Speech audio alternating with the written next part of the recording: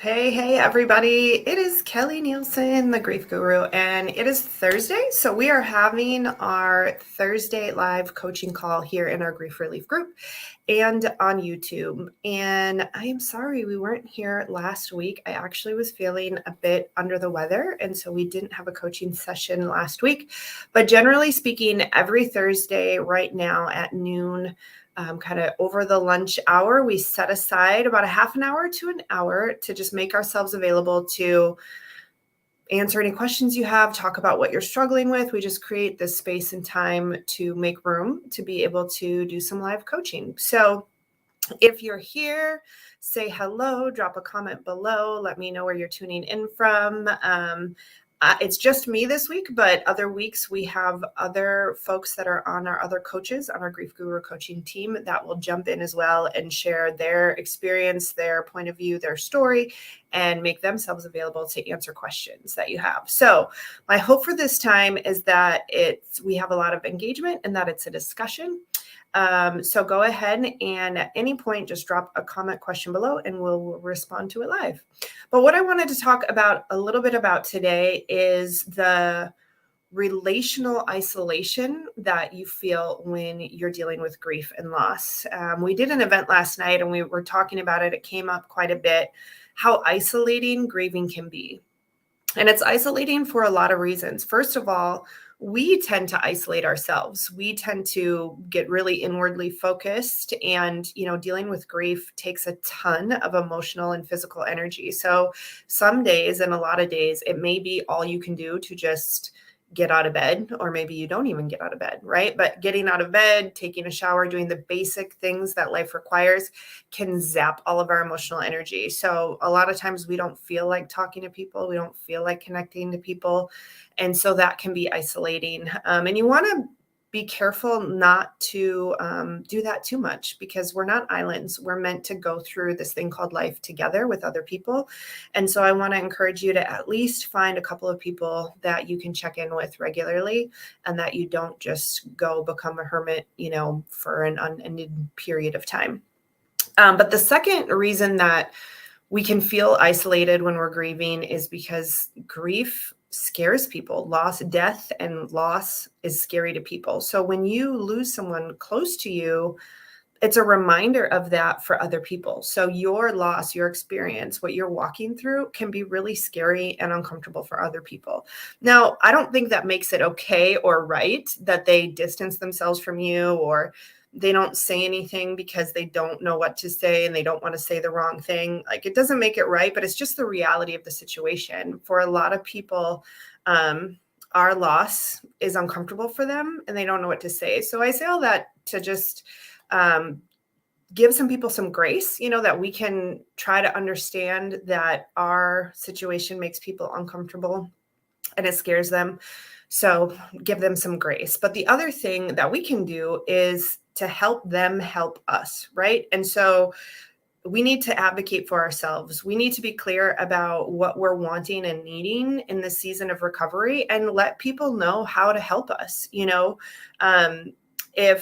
If you're at the early stages of grief, finding that one person that can kind of be a point of communication as far as coordinating meals or events or details, just having someone funnel communications can be really helpful. But as you go on in your grief recovery journey, I know for a lot of people, and parents especially, but I've heard this from spouses as well, one of the things that's helpful for us is to be able to talk about our loved one. And so just simply letting people know that it's really helpful for you to be able to talk about the person that you lost, and checking in with them to see if they're a safe place for you to be able to do that. I think it actually is a win-win, because if they know that that's helpful for you, they can feel like they're being of value. They're helping you to get over it, and they just didn't know how. So that might be one simple thing, to just say, hey, what I really need is just a safe place to be able to talk about the person that I lost. That's one idea. But understanding not everybody is going to be that way. Not everybody is able and capable to be a good support to you during this time, this season of recovery. And that needs to be okay. That can be hurtful and that can be hard when you think you should be able to lean on friends or family members or people that you've gone to before for support, and you find that they're not really able or available to be a support to you right now. Don't let that discourage you from seeking the support that you actually need.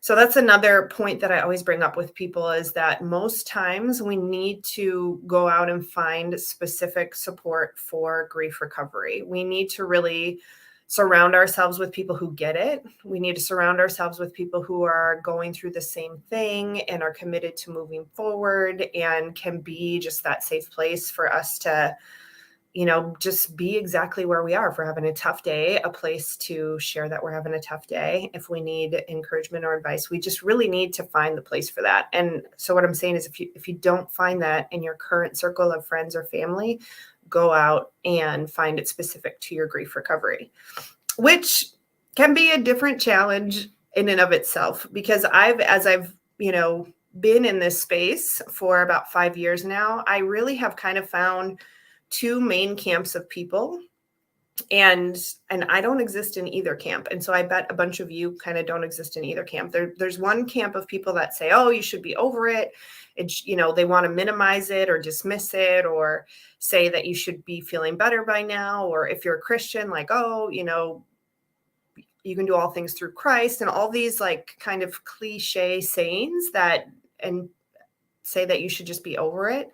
And that isn't helpful, right? And that isn't going to help you to move forward. But there's so that's kind of one camp of people who just say, oh, you should just get over it, and kind of minimize what you're going through. They don't understand or appreciate the struggle, how hard it is to actually move beyond and find healing and recovery. And then there's a whole nother camp of people that are devastated by the loss, and they may be your friends and family. It may be other people who've experienced loss who just cannot fathom how you even find the strength to get out of bed every day. And maybe you can't fathom how you find the strength to get out of bed every day. But the point is, if you surround yourself with people who have that kind of mentality, it's not going to help you to get out of bed every day, So you want to be really intentional. And I kind of view myself and the folks we work with and the coaches on our team are kind of in between those two camps.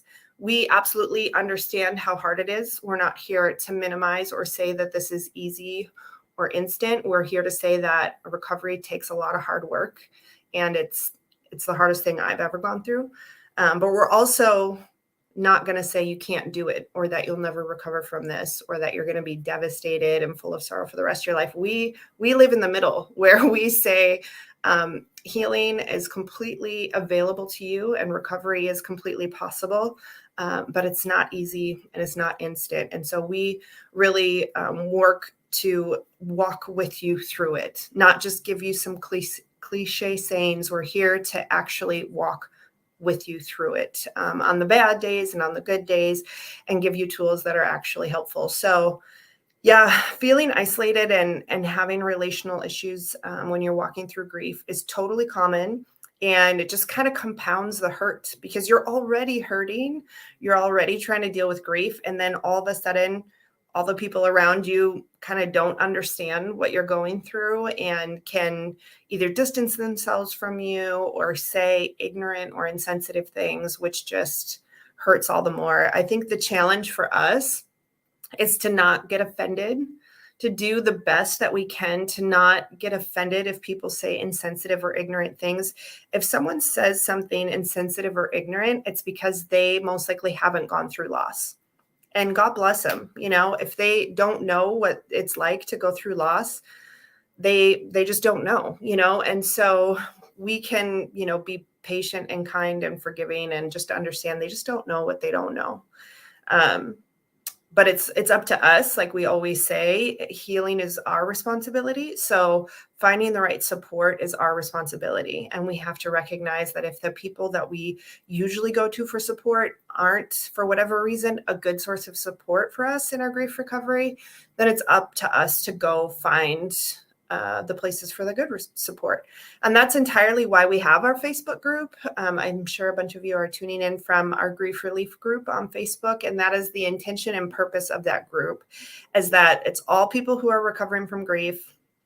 all people who get it and all people who are committed to taking the steps and doing the work to actually heal and recover from grief and loss, and to design and determine what type of life that they want to have for the rest of their days. And so that's the intention of our grief relief group. Hey, I see a handful of people are watching. If you are watching, drop a comment below. Let me know where you're tuning in from, or let me know if you've experienced some of this relational isolation that I'm talking about. Have you experienced that with your current circle of friends? Or maybe you have awesome friends that totally are showing up for you and are saying and doing the right things. I would love to hear that too.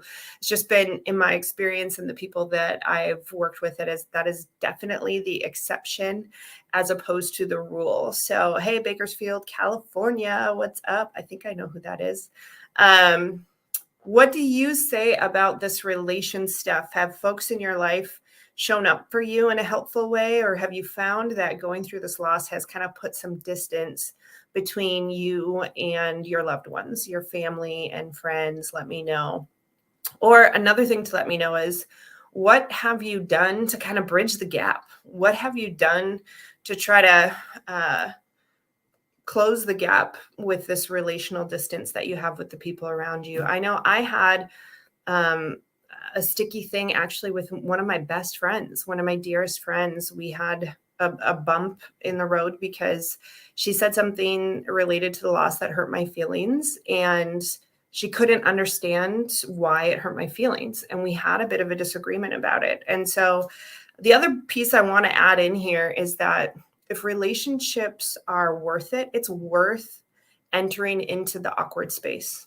It's worth having the awkward conversation. It's worth trusting somebody with your feelings and letting them know, or try to let them know, how they can be there for you. Now, you can't control their response. You can't control what they're going to do with the information you give them. But if you have someone in your life that you're wanting to stay connected to, try to articulate what's going on for you and what you really need from them. So let's see. A comment here said, definitely put up some distance. Can't even bring up my son's name around my parents. They're both in their 80s and they took his death really hard. And he was one of their only 2 grandchildren. Yeah, that is part of what we're talking about, is that we're grieving and the grief is heavy and hard for us, but then our other family members are grieving too, And so for me, I lost my son, and I have to remember my sister lost her nephew, and she's one of my biggest support. And then my daughter lost her brother. And then, so as parents, we're also concerned about our other children or other family members and their grieving process and wanting to be there as a support for them. And so this is one of those situations where you have to put your own oxygen mask on first before you can be available to be a support to other people. But obviously our heart breaks for the other family members that are grieving as well. And so, yeah. And that thing about, I still notice that in my family, like when I bring up Quentin, and it's not even sad or heavy things, when I just want to share a memory or a story, I see the looks on people's faces. They're like, oh, here we go again, and I'm just going to keep talking about him because I'm still his mom, and I still like to talk about memories. And that's part of the way that I keep him with me and keep him alive in my life. And now I don't think anyways that I do it, in a ridiculous amount. I don't talk about him more than I talk about Piper, my daughter, who's still alive, so you have to be careful with that too, because I know sometimes grief can be so all consuming that if we're not careful, it can be a drain on our lives, but on the people around us. If all we're ever doing, all we're ever talking about is the loss and is our child or our spouse, whoever we lost, that can be really hard for the people around us. So that's why it's so important, whether it's a coach or a counselor or a pastor or a group like this, you need to have some place where you can just talk about the loss, talk about the person, talk about your process, without putting additional strain or undue strain on the people around you. It's an art, not a science, definitely.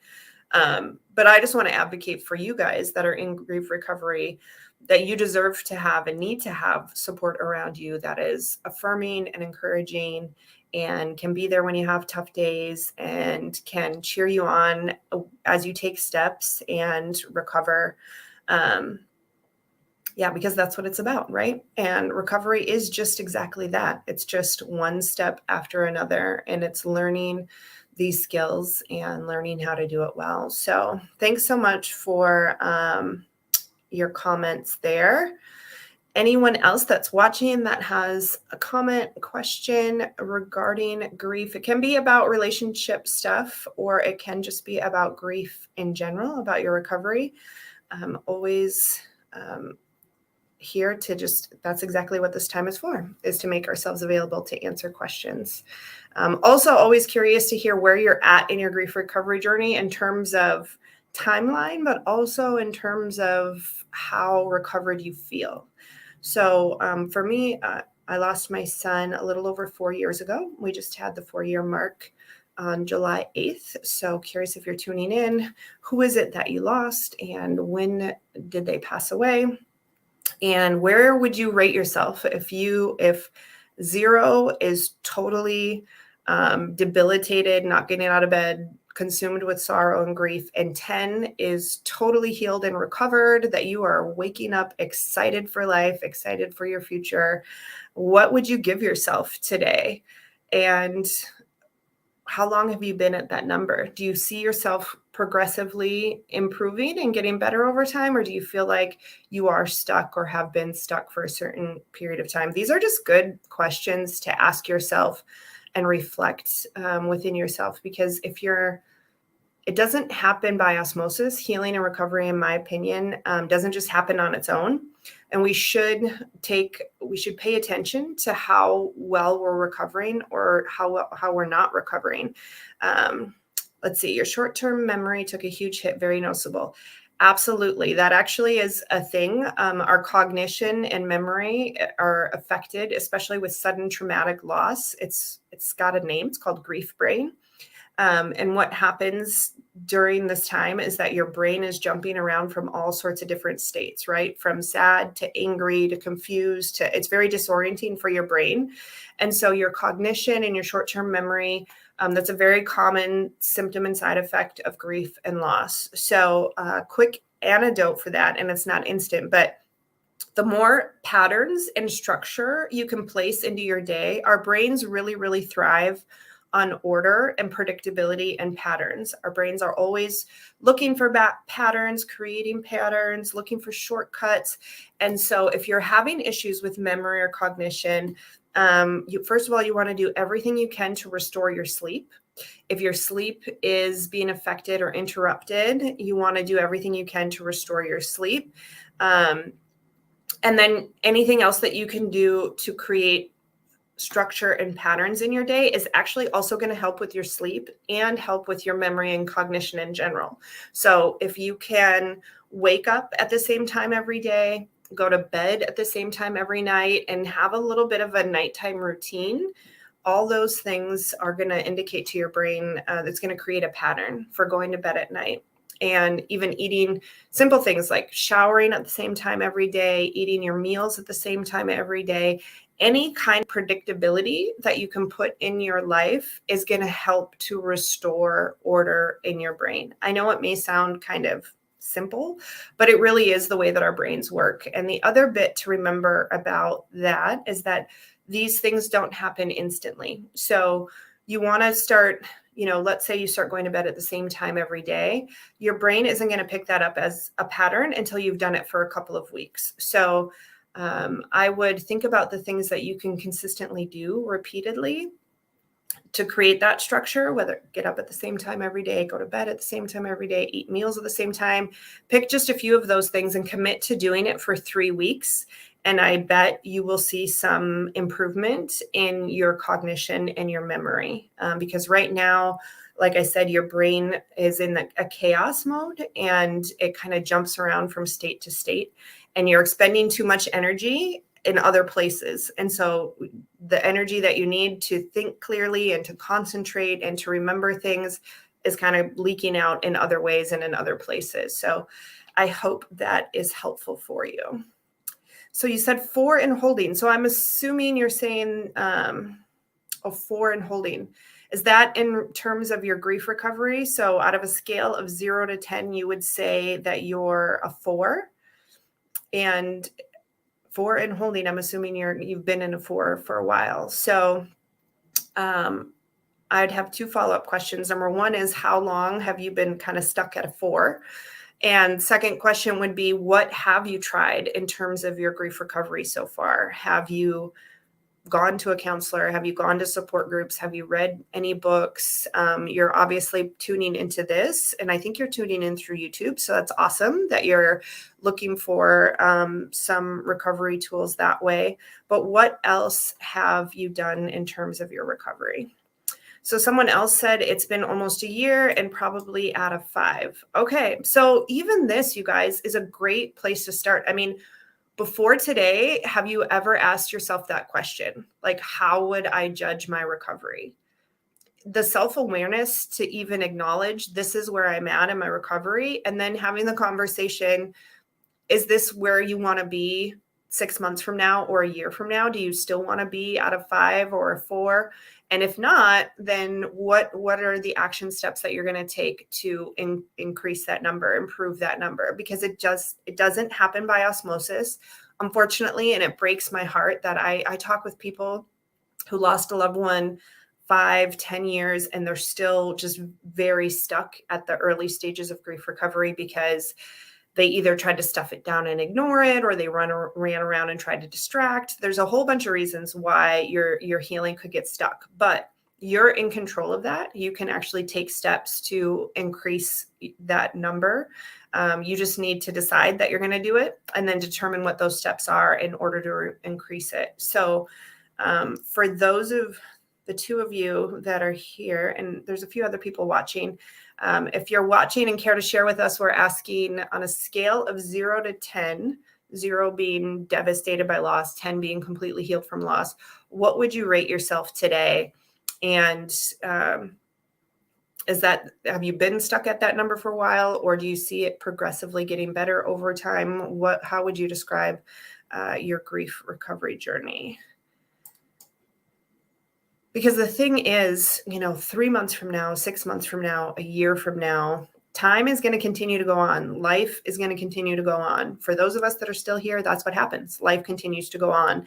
And so you can continue to be in this place, and whatever number you're at today, you could be at that number for another year or whatever, or you can decide that you want to get to a 10 and that you'll do whatever it takes and work however long it takes to get to a 10. I'm here to tell you that that's possible and to encourage you to take whatever step you need to take in order to increase that number.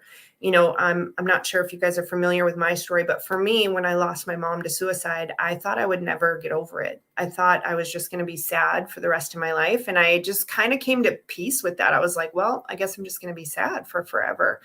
And it wasn't until I heard a speaker share her story of surviving the Rwandan genocide. And she had this just horrific tale of being hid in a bathroom and literally heard everyone she'd ever known be killed around her. But what was so meaningful for me is I saw her speak, and she was full of joy and she was full of life, and she loved her life and she was excited about her future. And it was like this light bulb went off for me. And I just said, oh my gosh, if she can do it, then I can do it. And I decided right then and there, no matter how long it took, that I was going to have that too, and I just got this kind of like fire in my belly. Like, I didn't know where to start. I didn't know how long it was going to take. I didn't know, what to do, but I just knew that she had it, so that it's possible and I could have it too. And that's what actually started this whole journey where we're at right now, because I started reading and studying about our minds and our bodies and about what happens to us in grief and loss. And a lot of the stuff I shared earlier about grief brain and our neurological systems. And I also started just really leaning into God's word and prayer and things like that for me, and paying attention to myself. How am I doing? And what are the things that are helping me and what are the things that are hurting me? And so for those of you that are on this call, if you have a number that you don't like, start paying attention to yourself. Start maybe even just ask that question to yourself once a week. What's my number this week? And is it better or worse than my number last week? And what are the things that I did last week that contributed to either the improvement or the staying still or the decrease? And start doing trial and error with yourself. What are the things that help you to feel better? Who are the people that help you to feel better? What are the things that cause you to get stuck? If you find that you get triggered or upset and you kind of do this downward spiral, that it zaps your energy, takes you out for a day, pay attention to those things. Identify what are those things that are triggering you, and can you remove those things from your environment? But also, what kind of skills do you have to recover from those? What I call them grief waves, when waves of grief just come and want to have their way with you. What's your strategy for when that happens? Do you even have a strategy? Most people were very reactive when it comes to grief. For the most part, people just sort of sit and wait for it to happen to them. And then they do their best to survive when a grief wave comes. And they're like, whew, I got through that one. And they just kind of wait for the next one to happen. And that is what keeps people kind of on that roller coaster for a really long time, because we never shift our perspective to being proactive. Like, what are the things we're going to do every day to minimize the number of those grief waves that come at us? And then what are the things that we do when a grief wave happens so that we can minimize the effect? These are some of the things that we work with people to practice, discover, first of all, and then practice. And I'm here to tell you that this is a skill set that can be learned, and you can get better at it. So when you start doing the work every day, you're actually training your brain and your body how to deal with grief. You're actually giving your mind a set of instructions on what to do. And so many times when you give the instructions consistently long enough, you'll find that the triggers don't even happen. Because if you're telling your brain that you're recovering, that you're going to move through this, that you're learning how to move through it, that you're going to love your life again, if those are the messages you're sending your brain, then when the sad song comes on, or you see the picture, or you get some sort of message that wants to tell your brain, oh my gosh, my person's gone and I'm so sad, your brain already has the response built in. Your brain will tell. It sounds crazy. It is a bit crazy. It's miraculous. This has changed my life. Like this ability, this understanding of how our minds work, not only has helped me to navigate grief, but has changed the way that I do life, in general. But this is really powerful for you if you're grieving. If you're feeling like grief is having its way with you, and you're not in control, this is the thing that helps you to do that. It helps us to move from a reactive place to a proactive place. And it helps us to feel back in control, and gives us really practical tools, because there are hard days. There's hard days. It just is part of the gig, right? You're going to have anniversaries and birthdays, and there's going to be tough dates, and there's going to be tough situations. One of the things we were talking about last night, we did an event for parents who had lost kids, and seeing all my son's friends take these big life milestones. My son was 20 when he passed away, so he would have been 24 right now, and his friends are graduated from college, and a couple of them have gotten married, and one of them just had a baby, and just, so those things are going to happen. And that is the part of when people say you never recover from grief, you just learn to live with it. That's the only kind of part that I agree with, in the sense that, yeah, your life is going to continue, and you're going to have big life events, and the person you lost, like, there's going to be reminders of the loss. That is the part that will continue to happen for the rest of your life. Absolutely. But do those reminders have to be debilitating? No. I'll say, like, when I see my son's friends doing amazing stuff, first of all, my heart is like filled with joy that they're doing such amazing things. But there is like a tinge of sadness. It's a little bit bittersweet, because it is a reminder for me that my son didn't get the chance to do those things, and that he's not here to enjoy it with them and with me. Right. So I'm not here pretending like it doesn't ever bother me, or I don't ever have a sad day. But it doesn't debilitate me. It's not the main narrative of my life. I live and do other things and enjoy plenty of things, right? And so there's this little sliver of like, yeah, Quentin's not here, but it doesn't dictate for me, how my life goes. And that's what's available to people. That's what I'm saying when I say that grief doesn't have to last forever. Your ability to enjoy life and engage in life fully is what we're talking about. So see, there's a couple other people here, and we are actually coming up on 12:30. Typically we do these, just so that y'all know, when we do these live coaching sessions on Thursday, we're for sure here from 12 to 12:30, and then we can stay as late as 1:00, just based on who has questions, and we'll stay as long as you guys have questions. So a couple other comments came in. Let's see. So on YouTube, I'm getting past the grief, but learning to love life without her seems insurmountable. God will have to come through. I can't will myself to love this new normal. I appreciate that. And I think what you said, learning to love life, can you open your heart and mind that like it's something you're going to have to learn? You're starting at zero and you're not liking life without your wife, and that's totally normal. And so you're going to have to learn how to connect with other people and find ways to have fun and find ways to tap into joy. But it is something you can learn. So as long as you're open to the idea of exploring how to learn that, I think you can get there. I know you can get there, actually. But you want to be really careful about your words and about your agreement. So when you say, I can't will myself to love this new normal, you're kind of shutting off your mind's ability to learn how to love this new normal. Do you understand what I'm saying there? So just be careful of your words and make sure you're staying open to what this new normal looks like for you. But I appreciate the comment there. We also have another one. Since losing my son, Austin, at age 30, I find it to be impossible to find happiness like I had before. That is a great comment. And I want to encourage you too, like, it's not going to look like what it was before, but that doesn't mean it's bad, and it doesn't mean that you can't be happy. I think that's part of what keeps us stuck is we all just want to go back, right? We all just want to go back to how life was before, how we were before, how we felt before. And the truth is that that's gone, right? Like the person we were before, the season we had before, obviously the person being here alive, like that season has ended. We're in a new season now, right? And in order to make the most of this new season that we're in, we first of all have to embrace that we're in a new season and receive the new season for what it is instead of trying to make it what it was.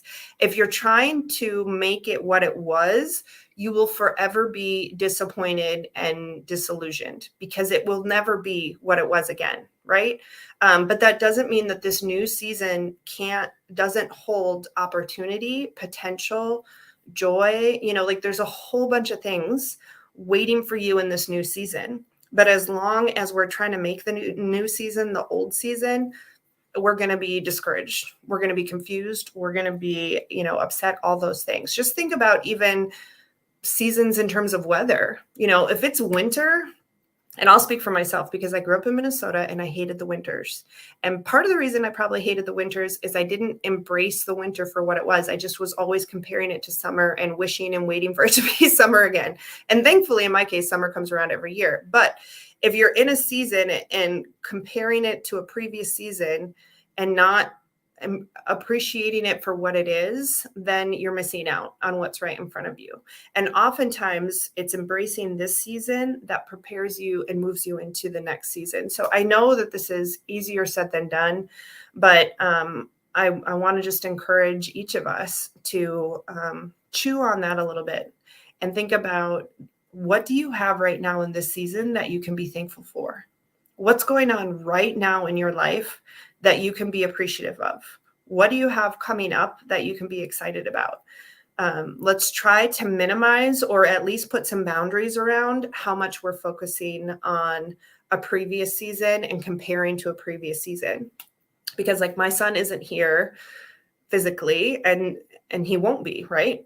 For the rest of my days here, he's not going to be here physically. So I can either choose to focus on that he's not here physically, or I can choose to remember memories and good times, or I can choose to focus on really cool things that I'm doing in his honor and for his legacy and get excited about that.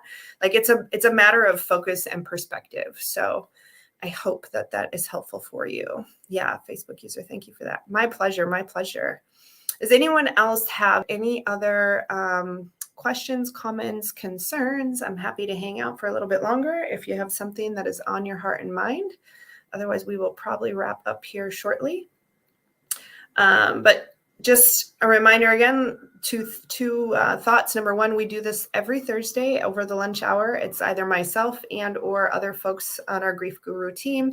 And the thought for today to ask yourself and to contemplate going forward is, if you had to rate your healing or your grief recovery from a scale of 0 to 10, 0 being devastated and just consumed with sorrow, and 10 being completely healed and recovered and so excited for your life, what number would you give yourself today? And how long have you been at that number? And if you don't like the number you're at today, what is your next step in terms of improving or increasing that number? Let's see, we had another comment come in. Helping my other son through his twin's death has been hard. Any words that could help him with?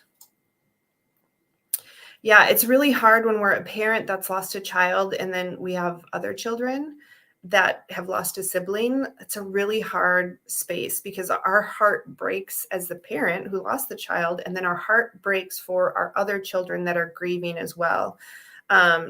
I will say that I'm not sure, for whoever asked that question, I'd be curious how old your son is that is grieving, because kids handle grief differently than adults. So they're very compartmentalized with their grief. They will pick it up and set it down and pick it up and set it down.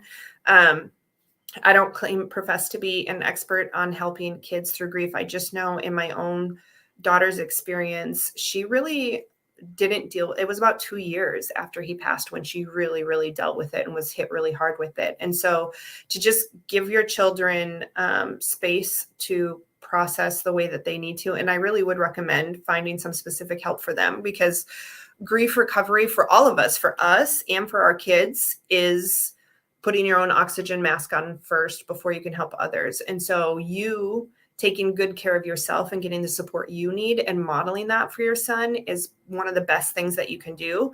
And then connecting him with resources specific for him, because his loss is not the same as your loss. You know, he lost a sibling and he lost a twin. And so to a certain extent, like you can't really relate to what he's going through because you didn't lose a sibling and a twin, you lost a child.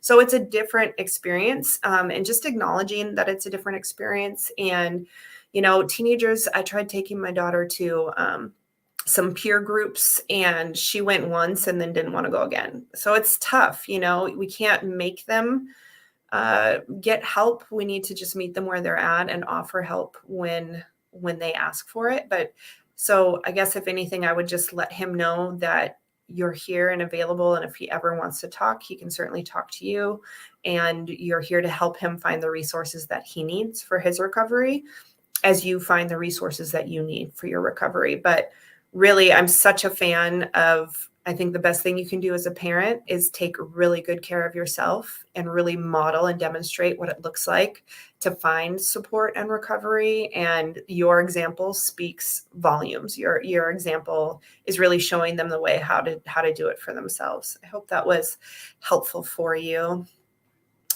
Okay. Any other last comments, questions? Every time I ask, somebody pops in a question. I'll hang out as long as we have questions coming in. Otherwise, we will wrap up our time. All right. Okay, well, thanks so much for those of you that hopped on. Thanks for those of you that are catching the replay. Hope this was beneficial for you. And just know, every Thursday, we will be here and create the space and time to chat about grief recovery. As always, myself and all of us here at Grief Guru, we are here to cheer you on every step of the way in your grief recovery journey. Have a great day.